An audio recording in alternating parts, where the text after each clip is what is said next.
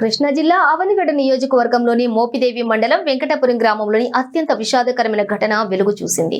కేవలం 40 రోజుల వయసున్న పసిపాప చెరువులో శవమై కనిపించడం స్థానికంగా కలకలం రేపింది.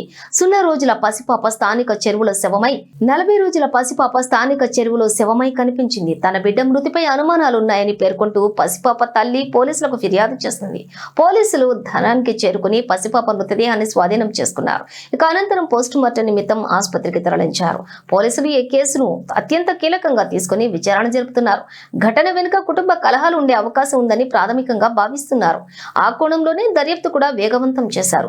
పసిపాపను కావాలనే ఎవరైనా చెరువులో పడేశారా అనే కోణంలో నిందితులను గుర్తించే పనిలో పోలీసులున్నారు. అనుమానాస్పద మృతిగా కేసు నమోదు చేసిన పోలీసులు పోస్టుమార్టం రిపోర్ట్ ఆధారంగా మరిన్ని చర్యలు తీసుకోనున్నారు.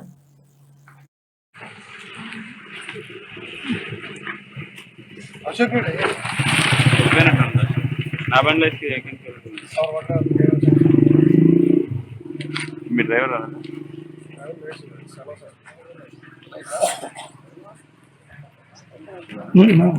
ఓపెన్ వాయిస్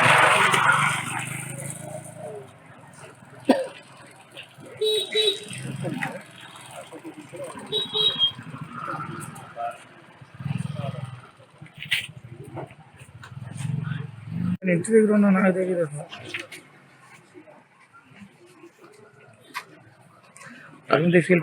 ఇక్కడికి వచ్చాను సీన్లో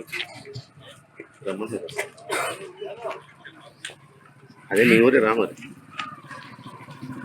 ఇంకా ఆగకూడదు కదా నువ్వు వస్తే వెళ్తా.